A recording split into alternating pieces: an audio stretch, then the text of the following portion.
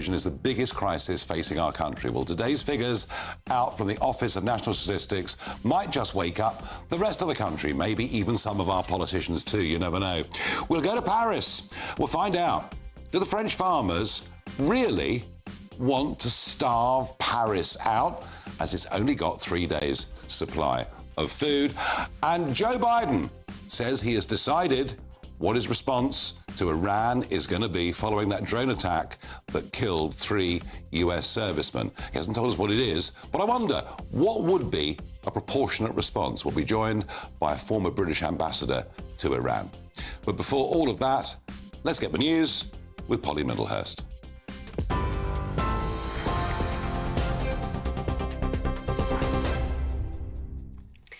Nigel, thank you, and good evening to you. Well, let's start this bulletin with some breaking news that we've received in the last half hour. Lucy Letby has had her bid to challenge her convictions rejected by the Court of Appeal. The 34-year-old serial child killer was sentenced to 14 whole-life orders after she was convicted of the murders of 7 babies and the attempted murders of 6 others. The nurse lodged an application for permission to appeal against all of her convictions, but she has had that rejected. A judge has refused her application after considering all the documents. Well, the other main news today on GB News, the Democratic Unionist Party in Northern Ireland has backed a deal with the UK government on post-Brexit trade agreements, which could potentially see power sharing restored by Friday. The deal aims to end the nearly 2-year Stormont boycott. Full details are expected to be published tomorrow. Here, the Northern Ireland Secretary says the agreement is welcome and a significant step. Sinn Féin's leader said she's optimistic about the future. As you've been hearing, President Biden has decided how the US will respond to a drone strike that killed 3 of its troops in Jordan. Speaking outside the White House today, he declined to reveal what that would look like, but did say the US didn't need a wider Middle East war. A militia group backed by Iran claimed responsibility for the attack on the US military base on the Jordanian and Syrian border. The UK's total population is set to hit 70 million, and it's due to immigration. That's a decade sooner than expected as well. New ONS figures project that immigration is due to add an extra 6.1 million people to the UK population by 2036, the ONS saying it shows the likelihood of higher levels of international migration over the long term are apparent, and they are greater than in previous estimates. It comes as the government says new visa changes will make a tangible difference to migration figures. Meanwhile, a Labour MP said today the party should fight the next election on a pledge to bring down net migration, he said, to under 100,000 a year. A raft of restrictions are due to come into force within weeks after Rishi Sunak vowed to do what he called what is necessary to bring the figures down. Well, speaking earlier to GB News' political editor Christopher Hope, Khalid Mahmood said the plan should be in Labour's manifesto. Of our own people we train, the less of those people will come in. And what's your number, though, to ask you? I would certainly be very happy with less than 100,000, but we need to work at that, and we need to put training, we need to proper resources into those places to get those young people working. Do you want that in your party manifesto? Well, I certainly would like, and I think the Labour Party is moving towards that, yes. That's the news on GB News. Background to all those stories on our website, gbnews.com. If you want a free news alert on your phone or laptop, scan the QR code on your screen right now if you're watching TV. This is Britain's News Channel.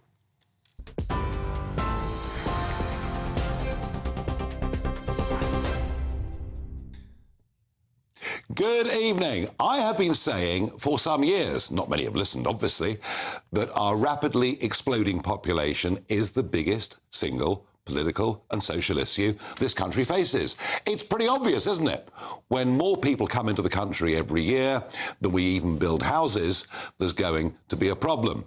When we don't build more roads, but the population rises, we're going to have a problem. When there are nearly 8 million people waiting for appointments with the National Health Service to have procedures. Again, an exploding population. We haven't got the GPs and the hospitals to catch up. And when Tony Blair came to power, the British population was 58 million people. It is now 68 million people, and 85% of that rise is directly down to immigration. So I've been banging this drum for years and years. But today, the Office of National Statistics have put out some predictions, some numbers, that I think might just wake everybody up. They tell us that the population will hit 70 million in the middle of 2026. That's against a previous estimate just a few years ago that we wouldn't reach that number until 2035. They also say that between now and 2036, the British population will increase by another 6.6 million people, and that 6.1 million of that is directly down to immigration. Now, laughably, the Home Office this afternoon have put out a statement saying we're about to see a dramatic and drastic cut in net migration into Britain. But hey, these are the people that have overseen this just totally extraordinary growth. But there's another figure in these statistics that really jumps out at me, and I bet no other news channel even talks about it. It's this. And I accept that it's a prediction, but remember, all of the previous predictions by the Office of National Statistics have proved to be underestimates. They say that between 2021 and 2036, they estimate 13.7 million people will move to the UK long term. And many of those that leave are people from established British families who've been here for generations, perhaps in some cases centuries, that are going off to retire or work or live in other parts of the world. It's the issue that no one wants to talk about, but it means an absolutely astounding cultural change in our country. Many millions of people who've already come, and millions more that will come, with whom we have, historically and culturally, literally nothing in common. And I believe the implications of that for our society are very, very serious. I think many in Parliament and in government and in mainstream media know it, and yet nobody actually dares to admit it. So let me ask you, do you agree? Is this the biggest issue that we face? Love to get your thoughts. Farage@gbnews.com. Now, I'm joined by Paul Morland, author and demographer.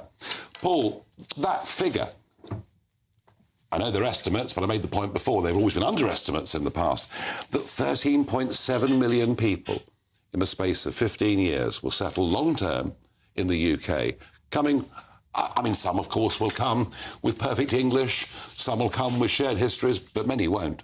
It's huge, isn't it? Well, don't be surprised. I mean, the last data was that we were getting about 1 million in a year and about 500,000 out. And it's not all that different from what we've already seen. So it's not an astonishing prediction to say business as usual, roughly, may come down a bit, may go up a bit. But that's essentially what's happening. And the question really is, why is it happening? And I think there are two drivers, essentially. It's true that we're not controlling our borders. It's true that we're struggling with that. But there's a bigger story, and the bigger story is that we have always, for hundreds of years, expected what I would call organic or natural population growth. That there are more births every year than deaths, and the population grows. And we have a population pyramid, which means there are plenty of workers to every retiree. That's changed. We've now had 50 years of sub-replacement fertility rate. That means a bit less than 2 per woman. It's now diving. So the sort of mid-60s, end of the post-war baby boom. Yes, the early 70s we went sub-2 roughly. And what that means is too few people are coming through to the workforce, and government is always under pressure from business to get more workers in. You and I remember when unemployment was the great problem, when we had floods of young people entering the workforce. The reason that's not the case now, despite our sluggish growth, is that we simply have more people leaving the workforce than entering it. We have a huge requirement for people in the care sector and many other sectors. We haven't produced the people. And if we don't produce the people ourselves, those pressures to ship them in from elsewhere will just grow endlessly. I understand that. And, of course, I also understand that the big corporates want labour to be as cheap as possible. Of course, yes. And that means minimum wage becomes the maximum wage in many, many industries. And, that's been going on for a long, long time. But, Paul Morland, there are 5.3 million people of working age not working. Ever-increasing numbers being put on disability benefits. We also have a skills problem. People that have got engineering factories, they literally have to import from abroad because there are lots of young kids with social sciences degrees, but not enough. So there are things we can do ourselves, aren't there? Well, there are huge numbers of things we can do ourselves, which don't just include changing the birth rate, which takes 20 years to work through. One of them is indeed trying to get more people into the workforce, although our participating population is quite high. Back to the 50s and 60s, a lot of women didn't work. 70s, 80s, we had unemployed. So I'd love to see more people working. But actually, if you look at the share of the population that's working in the relative age group, it's quite high. Whether we can get it that much higher, I'm not sure. OK. We can certainly reallocate people out of sectors that you and I might think are a bit of a waste. Yeah. An interesting discussion. I mean, we have a huge university sector churning out huge numbers of degrees of probably relatively little value and hugely reliant on immigration to fuel their numbers of students. So that's an issue. And I think that's very important. But if you don't change the birth rate and we don't get more workers, I get the yes, point. the wages will go up. And that's very good for many people. But we will have labour shortages in sectors where the state is expected to fulfil a promise. So we aren't prepared to have elderly people sitting by themselves uncared for, or operations not happening because people can't afford, because the labour price has gone up. And that's the pressure to bring workers in from abroad. Exactly. The point about births, I get completely, but as you say, it's going to take 20 years for that to change anything. There are things we can do. But, Paul, if we go on like this, with 1 million in and 500,000 out, what kind of country is it going to be? Well, it's going to be a very different country and not necessarily one that we would welcome. I think we are already a very multi-ethnic country and there's a limit to how fragmented a country can be ethnically and still function. So I think the other thing we've got to do is focus the immigration on areas we really need it. And if you actually look at the numbers of people coming in, some are indeed coming in to fulfil those really important roles that we don't have enough people to do. But there are a lot of dependents coming in, a lot of students coming in who never go. So I think we should have a laser focus on what immigration we really need. I'm not sure that ethnically is the issue. I think it's more, you know, I don't think what colour people are makes much difference because we can all get on and 5-year-old kids look at each other and don't even see those differences. I think when it comes to certain religious differences and cultural differences and even linguistic differences, then the problem can be enormous. I think for a country to work, we do need to have a certain amount culturally in common. Yes. And when we are a fragmented group of people, when we're people coming from very different places, very recently, very large numbers, not assimilated, with no real requirement to assimilate, then we will be a fragmented society and we won't function well. Yeah, well, I think much of London is like that already. And London is the future. Neighbours don't even know each other's names. And that's the way the country as a whole will go. Horrifying. And I do think one thing I would like to stress is that we've never had a government that has talked about the birth rate. Macron in France, he's not an extremist, he's a centrist. Only the other week he was saying we need to sort this out. Only a very few people on the fringe of British politics are daring to speak about this issue. Paul Morland, you've dared to speak about it on GB News and we thank you for coming in. Thank you for having me. And it makes sense to me. One of the areas, of course, that people are talking about a lot is housing. It isn't just that there are 250,000 people on the social housing list. It's the sense of desperation for many who simply can't get on the housing ladder because demand exceeds supply in just the most extraordinary way. In fact, over the course of the last few years, you know, the Centre for Policy Studies estimates we have a deficit of 1.34 million homes. Now, if these figures are true, it would mean that we're going to need to build over the next 15 years 400,000 houses every single year.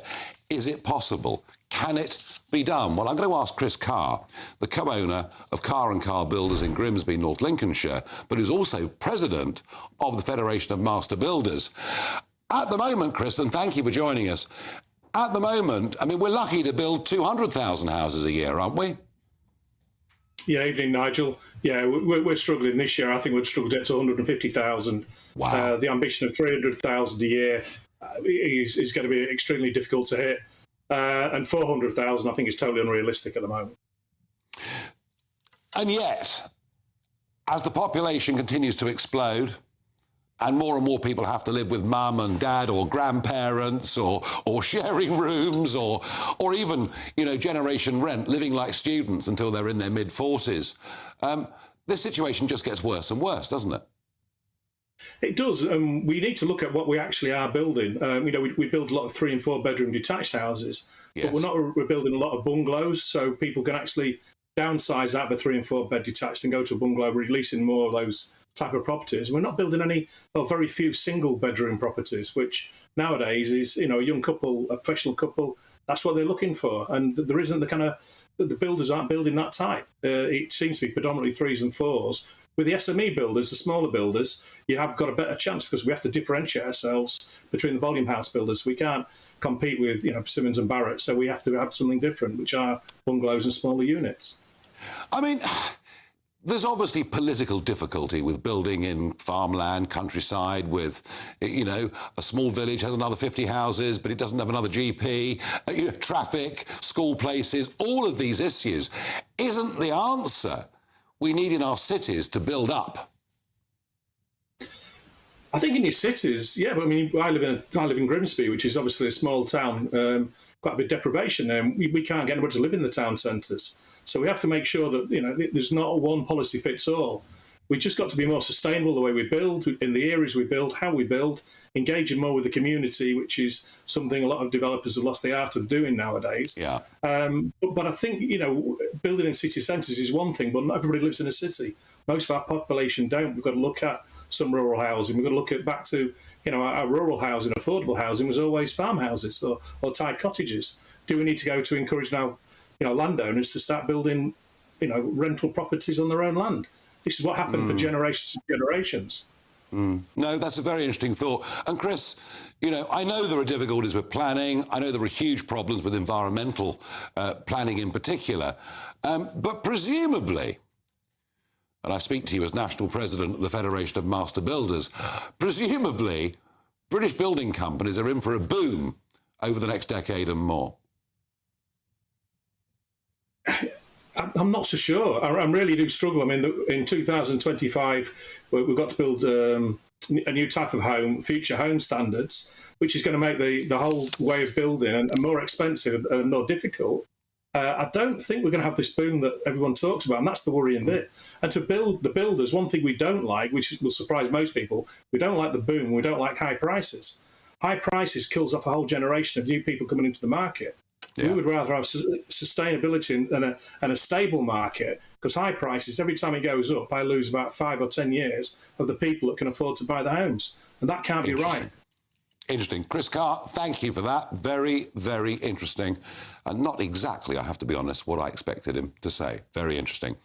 In a moment, we go to Paris. We talk to the Daily Telegraph's Paris correspondent who was there on the front lines with the protesters yesterday. Are they really trying to starve Paris out? I'm Christopher Hope. And I'm Gloria Di Piero, bringing you PMQ's live here on GB News. Every Wednesday, we'll bring you live coverage of Prime Minister's questions when Rishi Sunak and Sir Keir Starmer go head-to-head in the House of Commons. We'll be asking our viewers and listeners to submit the questions that they would like to put to the Prime Minister, and we'll put that to our panel of top politicians in our Westminster studio. That's PMQ's live here on GB News, Britain's election channel. Good afternoon, Britain. Good afternoon, Britain. Join us, Tom and Emily, To find out what's happening in the heart of Westminster. and why it matters to you. Weekdays from midday, we bring you the most compelling stories from across the United Kingdom. And from your doorstep to our inbox, That's right, we want to hear from you, GB News. Britain's news channel. GB News, unlike other broadcasters, isn't obsessed with the London-Westminster bubble. We think there's a nation beyond the M25, and that's why we talk about the issues that matter across the land. Join me on State of the Nation, 8 to 9 o'clock, Monday to Thursday, on GB News. Daisy's listening, and you should too. In the GB Newsroom, we bring you the news as it happens. With our team of dedicated journalists across the UK, we're ready to give you accurate reporting every day. When the news breaks, we'll be there with bulletins on GB News, the People's Channel, Britain's news channel. Big news, big debates, big opinion. Patrick Christie's Tonight is the week's biggest show. Every weekday, 9 to 11 p.m, we've got the inside track on the day's top stories. There'll be sharp takes you won't get anywhere else. We will set the news agenda, not just follow it, and I want to bring you along for the ride. Whatever it is, we'll have our finger on the pulse. It's news, but it's this close to entertainment. Patrick Christie's Tonight, 9 till 11 p.m, only on GB News, the People's Channel, Britain's news channel. Your weekend starts here with Friday Night Live with me, Mark Dolan, 8 till 9 on GB News. Big stories, big guests and big laughs as we get you ready for a cracking weekend. That's Friday Night Live with Mark Dolan. Fridays 8 till 9 on GB News. Bring your own drinks. The admission's free. I'm Andrew Doyle. Join me at 7 o'clock every Sunday night for Free Speech Nation, the show where I tackle the week's biggest stories in politics and current affairs with the help of my 2 comedian panellists and a variety of special guests. Free Speech Nation, Sunday nights from 7 on GB News, the People's Channel, Britain's news channel. Wake up to the headlines with Headliners every morning at 5 a.m. We treat you to the day's biggest stories before anyone else, 7 days a week. You can catch up on everything you need to know before you've even had your kippers. Headliners every morning at 5 a.m, only on GB News, the People's Channel, Britain's news channel.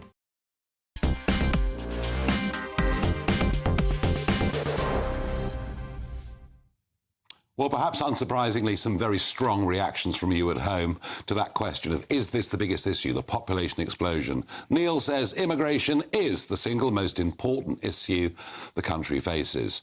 Julie says, I believe this country will be unrecognisable in a matter of 10 years at most. And that's very much what Paul Morland was saying just a moment ago. And many, many, many answers coming through in similar vein. And this is a strong, settled majority view in this country, and yet it appears our politicians do nothing about it apart from make promises at election time. Now, let's go to France, where politics is very real indeed. And it's being noticed. Here was today's front page of the Daily Telegraph. And yep, that was their lead story. Farmers lay siege to Paris with vow to cut off food. And it was Henry Samuel, the Paris correspondent of The Telegraph, that filed that story, and he joins me live down the line from Paris right now.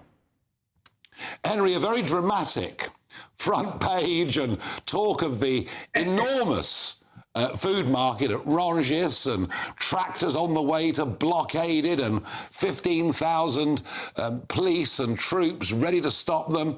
I ask you, is it a serious desire of some in this protest to starve Paris? Well, certainly a farmer did say this, and there is one particular farming union that has threatened to occupy Rangis, which is the world's biggest fresh food market. It's as you said, it serves 12 million people a day. This is one union. It's called Coordination Rurale, and they're pretty militant, and they say, we need to go that far because the French, and the Parisians in particular, need to know what happens when you don't have enough food, and we're the ones providing it. Now, I was yesterday sent to a blockade. There are 8 choke points around Paris where tractors are preventing people from coming in and out. And these were manned by, I'd say, slightly less militant farmers who are very angry with the lack of concessions they're getting from the government. And to be honest, most of them were saying, look, we guys feed the nation, we don't starve the nation, so no, we don't want to do this. Okay.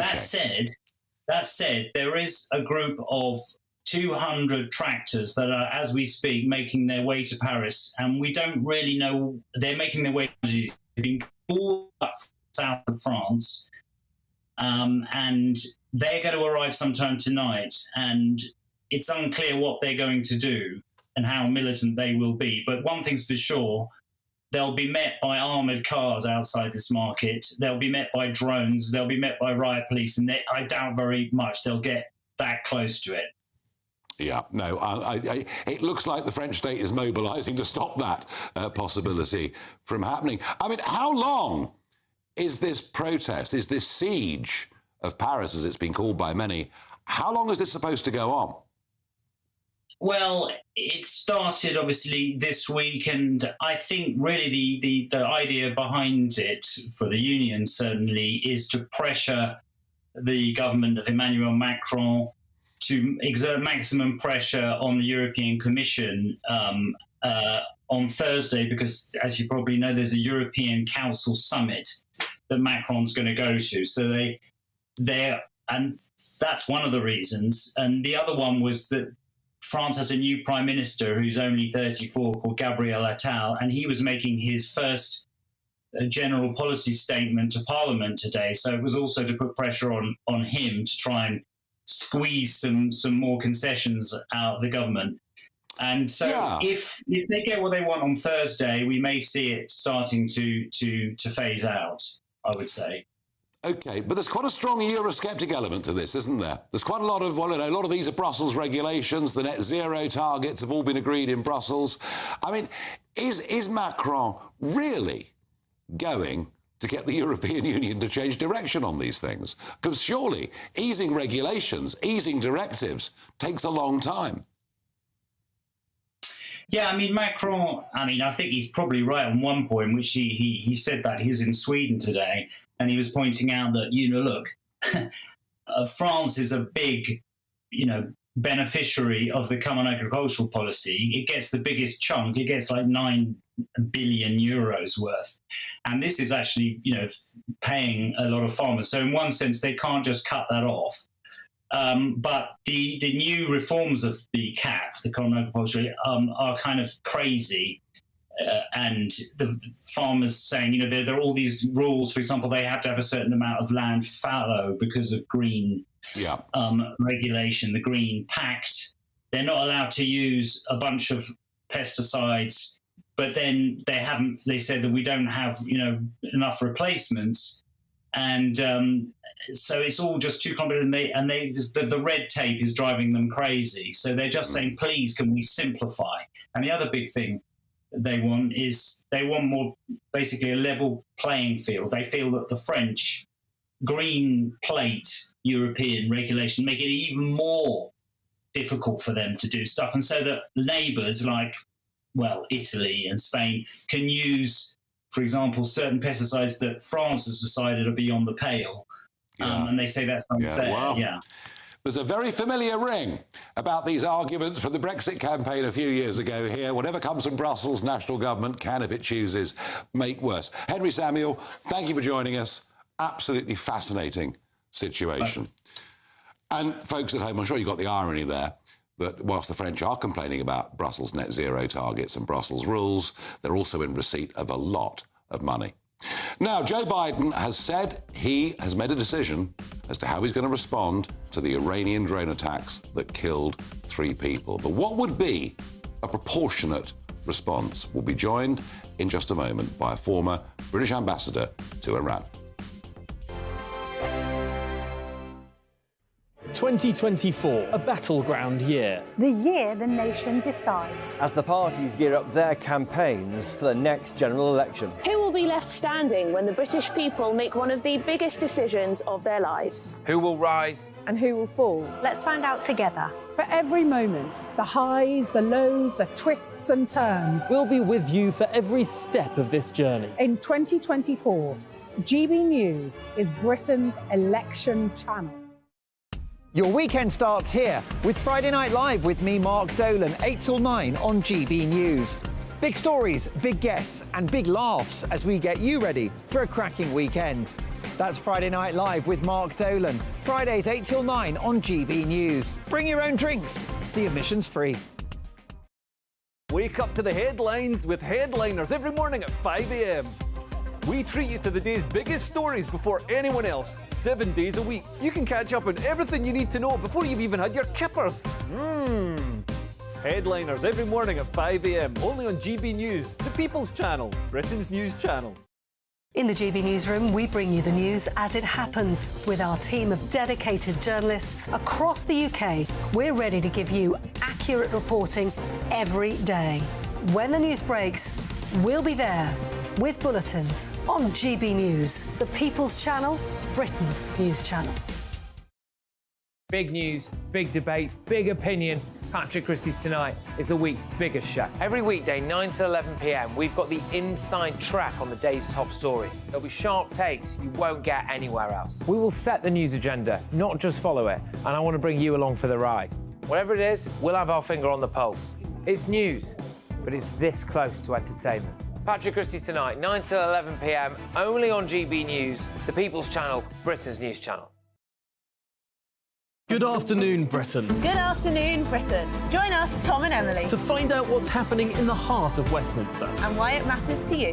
Weekdays from midday, we bring you the most compelling stories from across the United Kingdom. And from your doorstep to our inbox. That's right, we want to hear from you. GB News, Britain's news channel.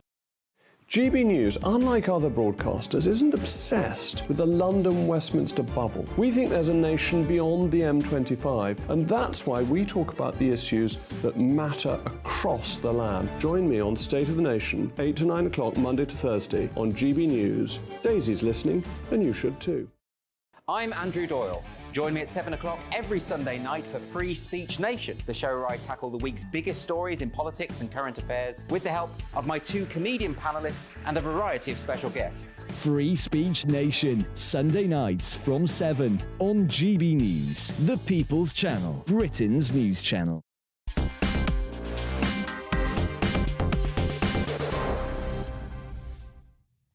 Before we get to Iran, a early hours of the morning agreement amongst the members of the DUP and their executive committee with their leader, Sir Geoffrey Donaldson, that power sharing will return to Stormont in Northern Ireland after a gap of a couple of years. As you know, they fundamentally objected to the Brexit deal, to Northern Ireland effectively having a border in the Irish Sea with the mainland. Now, the reactions to this, the British government are very pleased that power sharing is coming back. Sinn Féin appear to be delighted that power sharing is coming back, and the DUP may have been divided, but they've decided that is what's going to happen. Now, there are no real details on this yet, other, I think, than the British government promising a bit more money for Northern Ireland. So if nothing's changed, how come power sharing is returning? Well, these are early days, but Doogie Beattie, GB News' Northern Ireland reporter, may be able to tell us just a little bit more. Well, good evening, Nigel. And you and I have spoke about this in the past on quite a few occasions, but, you know, you've got to go back to Brexit. The DUP backed the Brexit campaign, and they really believed, that they were going to share in the benefits of Brexit. And, of course, it turned out that Boris Johnson signed a deal in the protocol in order to get Brexit done that annexed Northern Ireland from the rest of the UK. And of course, Northern Ireland's main market is inside the UK. 70% of their goods go to the UK. So they very much wanted to be part of the UK single market, but then they were brought into the EU single market and they had rights to the UK single market. And then Rishi Sunak, of course, brought in the Windsor Framework document because he thought he could get the Unionists back into the building behind me. And of course, he then gave away the foundation of the border in the Irish Sea to the EU. And that legislation then, so whoever owns the foundation of the border quite basically says what can go on in the border. And you can do whatever you want on either side of the border, but whoever owns the border basically says where you can go with your goods. And it started from there, and the EU have pushed and pushed, and we have ended up with these red and green lanes coming into Northern Ireland. So the DUP still objected, and 2 years ago this Saturday, Paul Givan, the then First Minister, collapsed the institutions behind us. Now, Sir Geoffrey says that he has quite a few things in his pocket from this deal, including rest of world trading, that triangular trading, if you like, that goes on where you can bring goods from a third country to a third country and then into Northern Ireland. Whether that is completely true or not, we'll know tomorrow. But you can't do that anywhere else in the EU. So some big factories here, of course, would bring goods from New Zealand, Australia. They're then brought into factories that they own in Yorkshire. They're made into a usable product and then brought across to Northern Ireland to be manufactured into its final product. Companies like that were facing real problems. So he claims now that they will not have the same problems and there will be a clear passage for those goods coming into this part of the UK, and no big massive amounts of paperwork have to be filled in. The red lanes, of course, will stay the same. That's for goods that may go in and contaminate the EU. But really, at the heels of this, it doesn't matter what sort of deal he has. Unionists are now learning, and they're learning a very hard lesson, that if they do not unite and show that the union is safe by people enjoying the benefits of the union and like living in the union, well then there's always a border poll that can happen. It happened in Scotland, it could happen here, it's in the Good Friday Agreement. So Sir Geoffrey has decided he's going back in, he's taking what he has got out of this deal, he's put it in his pocket, and they're going to try and operate the institutions behind us from inside, and that includes sorting out those public sector union pay rises and every other part of infrastructure in Northern Ireland is currently. Let's find out, Dougie. Let's find out just exactly what has been achieved by Geoffrey Donaldson. We'll get more details tomorrow and we'll speak to you then. And thank you for joining us from Stormont this evening. Now, President Biden has made a public statement. He has said he's decided what action he is going to take against Iran.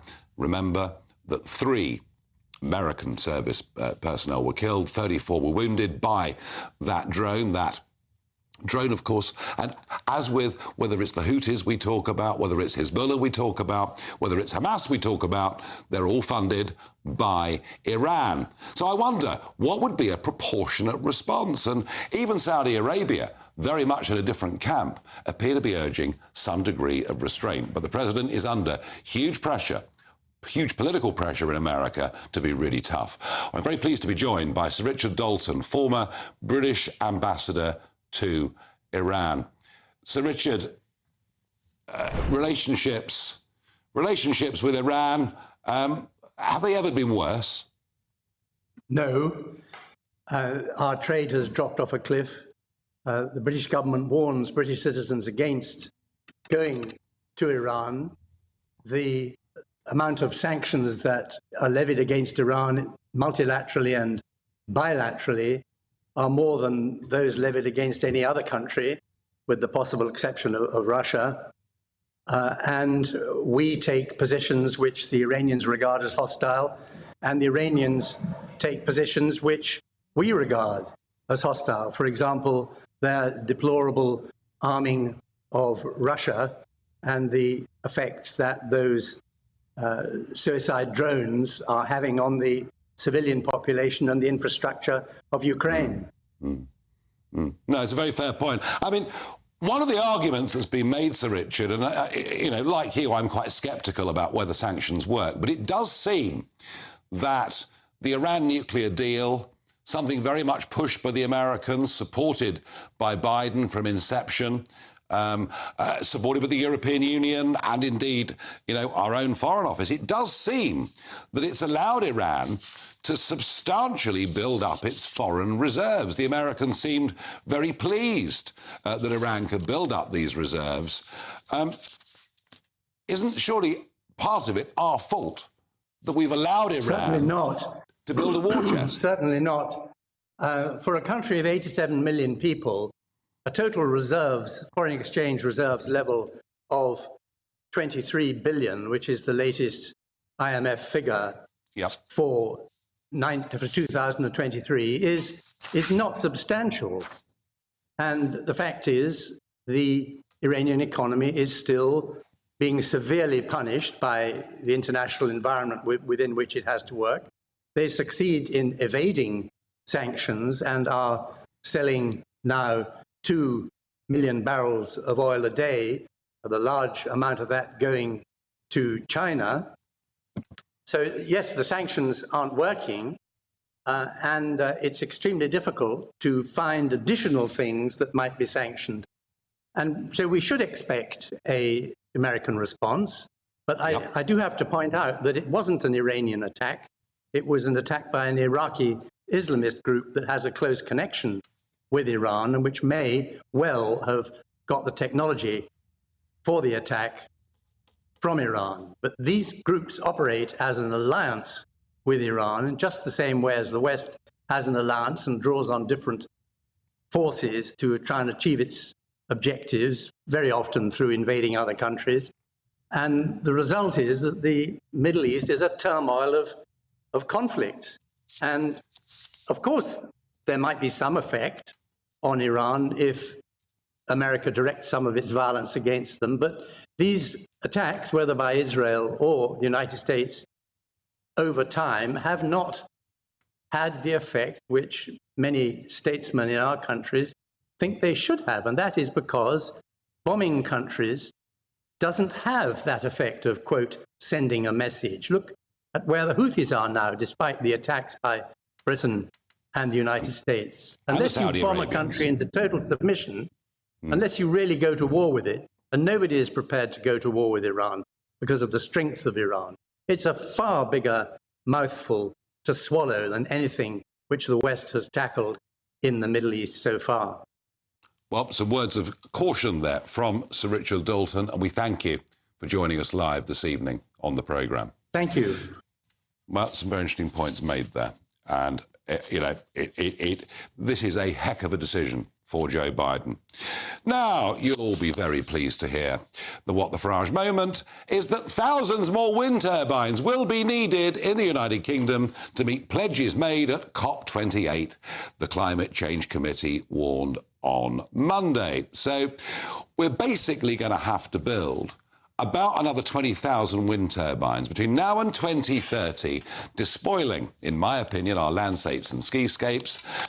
But it doesn't always work anyway. Have a look at this picture from Carmarthenshire just yesterday, and one of the wind turbines caught on fire, and you see the picture there of the fire engine that's turned up, but it's all a bit too late. The motor has burnt out. I have never believed that this technology was the answer, and I'm not even sad when I see time after time them catching fire. That's just how I feel about it.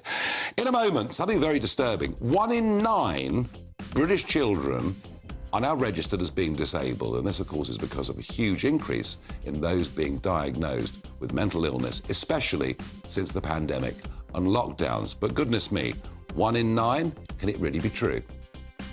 The New Look, Patrick Christie's tonight, 9 till 11 p.m. In a matter of weeks, 2 terrorist associates of the Manchester Arena bomber could be free on the streets of Britain. I interview arena bombing survivor Jake Clough, who wants them locked up for good. Nigel Farage is back on the show.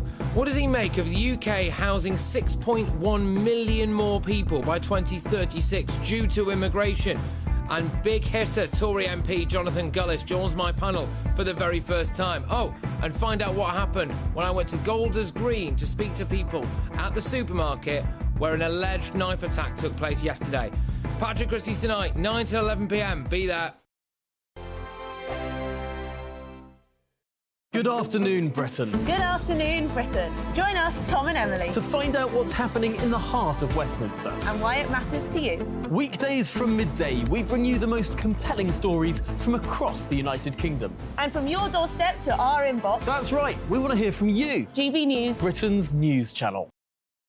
Every Sunday from 11, join Michael Portillo. There will be topical discussion, looking at the week before and the week to come. So kick back and relax at 11 a.m. on Sundays on GB News with me, Michael Portillo. GB News, the People's Channel, Britain's news channel. Your weekend starts here with Friday Night Live with me, Mark Dolan, 8 till 9 on GB News. Big stories, big guests, and big laughs as we get you ready for a cracking weekend. That's Friday Night Live with Mark Dolan, Fridays 8 till 9 on GB News. Bring your own drinks, the admission's free.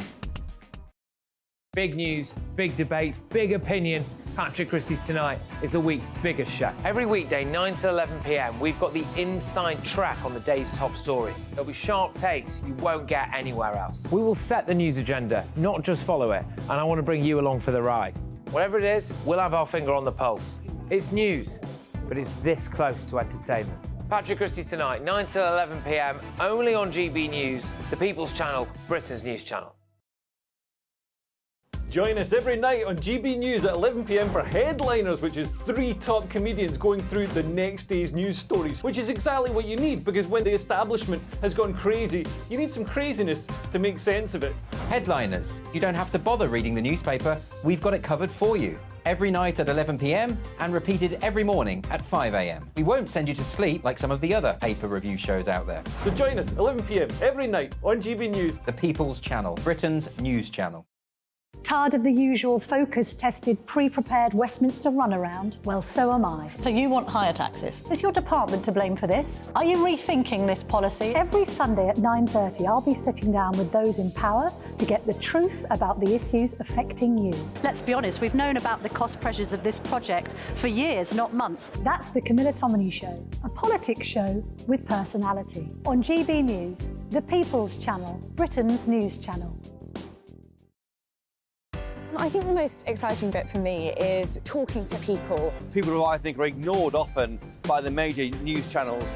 We're going to give news they want to hear. There's a voice there that needs to be heard. I think there's a chance here for a diversity of opinion to be expressed, which you don't find elsewhere. It's really exciting. We don't hold back. We're free to say how decisions that are taken here affect us all around the country.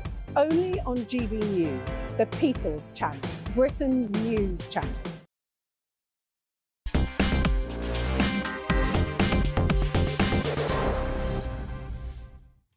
Well, I find this deeply disturbing. 1 in 9 British children are disabled, official figures reveal. Diagnoses of mental health and behavioural conditions have surged since COVID.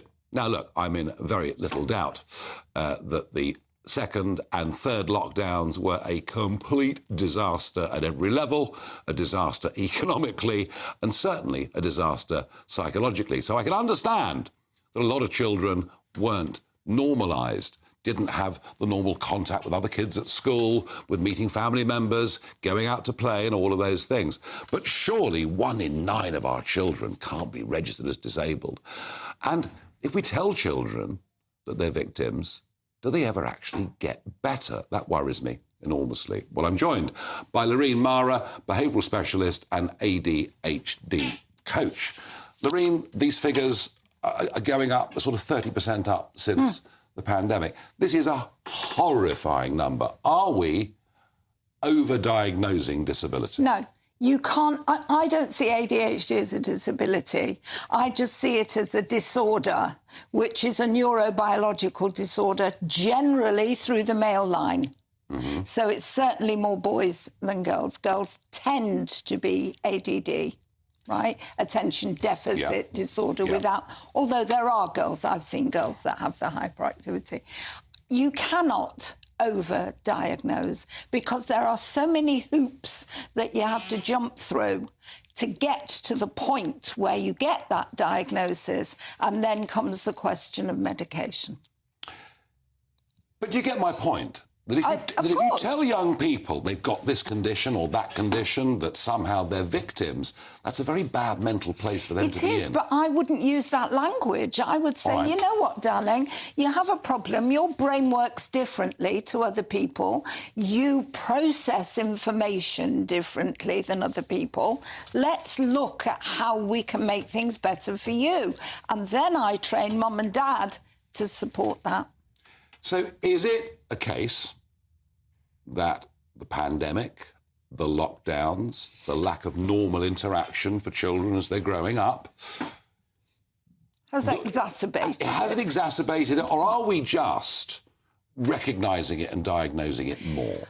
I think it's probably a combination of both, to be honest with you. We have, as you know, CAMS, Child and Adult Mental Health Services, which are a disaster in this country. We wait 2 years for an appointment, and then there's 3 doctors, and if one of them sneezes, you're in trouble. OK? So that's the first thing.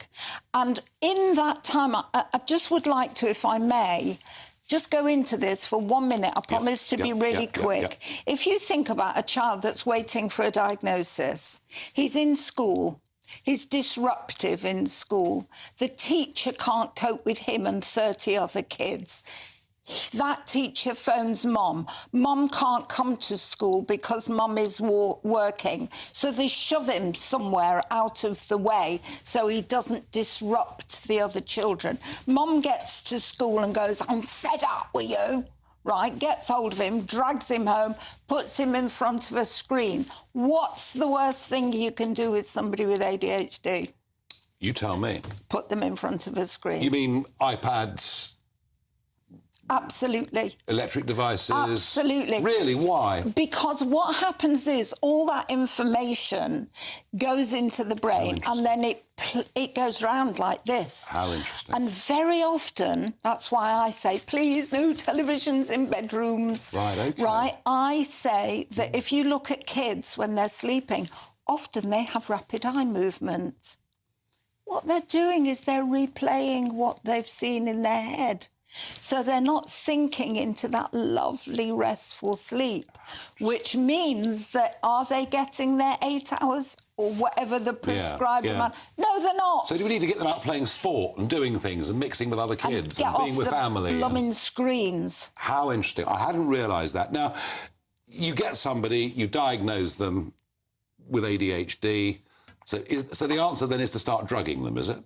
Oh, I wouldn't call it drugging. I wouldn't say that. I would say if you had a child that was epileptic, would you not give them medication or would you leave them in a corner to fit? All I'm really asking, I'm being a little bit sceptical. I'm just asking, because I know millions of people are being put on, adults too are being put on uppers and downers and goodness knows what. Do these drugs actually work? What it is very quickly, you have here a neurotransmitter. In an ADHD person, that is underactive. Please, I'm not a doctor and I'm not a neurologist. You can find this out if you Dr. Google, right? This is underactive. What the medication does is stimulate that neurotransmitter to carry the chemicals into the frontal lobes of the brain, dopamine, that helps you. So if I said to you, I want you to stand on this desk and go like that and wobble about and bang on the glass. Well, I might well do it. But you would say, no, I can't do that because, and then you would be able to think about that. If I said to an ADHD kid, go on, jump on there, do it. Oh, yeah, great fun. Yeah, OK. So we can make people better. We can support them. But let me be very clear. Medication is a window of opportunity to put a behavioural management programme in place so that everybody is saying and doing the same thing. It's not a one-stop shop. Take a pill, all done. No, sure. Lorraine, fascinating. Thank you. I think there's one thing that Lorraine said there that I didn't know, which was if you've got a kid that's got those sort of problems, the very worst thing you can do is to say to them, here's the iPad, here's a mobile phone, here's a series of films you can watch.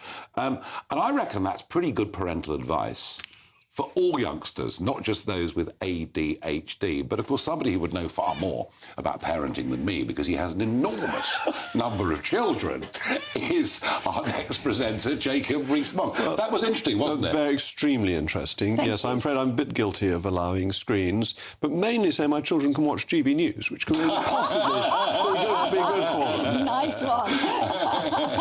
So, Jacob, what have we got coming up? What have we got? We're going to be talking about the train strikes. Not so much about the unions. We've covered that, and we know there are hard-left unions.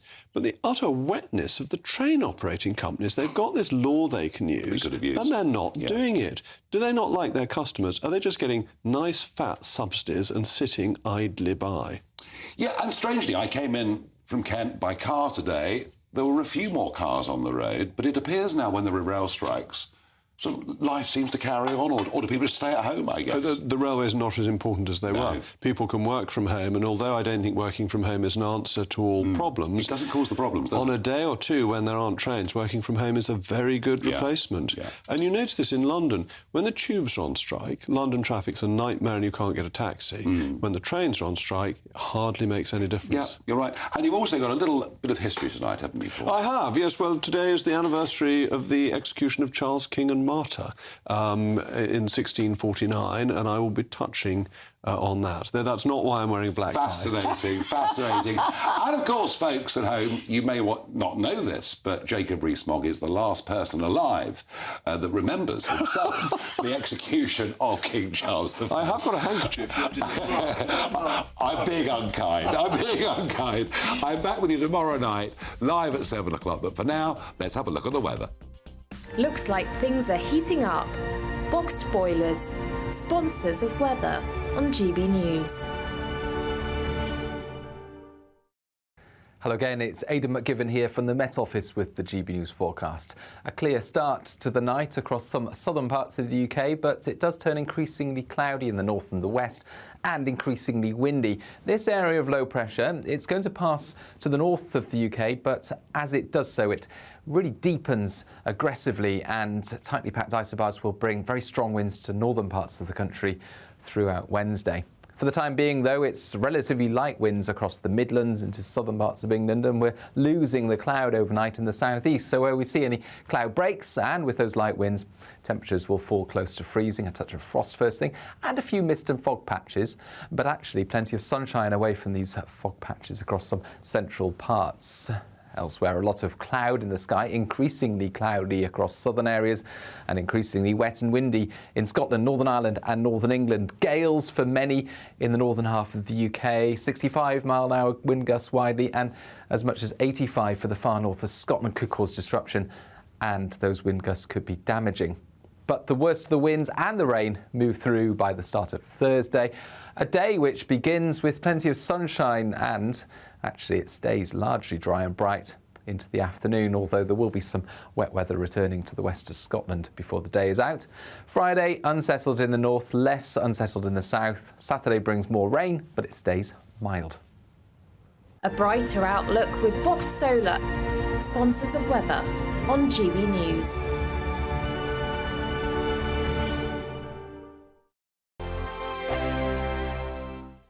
When the news happens, it happens here. And really important breaking news. Breaking news this morning. On TV, radio and online, the news starts here on Britain's Newsroom. All the biggest stories and the answers that you need from across the UK and beyond. Join Britain's Newsroom from 9:30 on GB News. The People's Channel, Britain's news channel.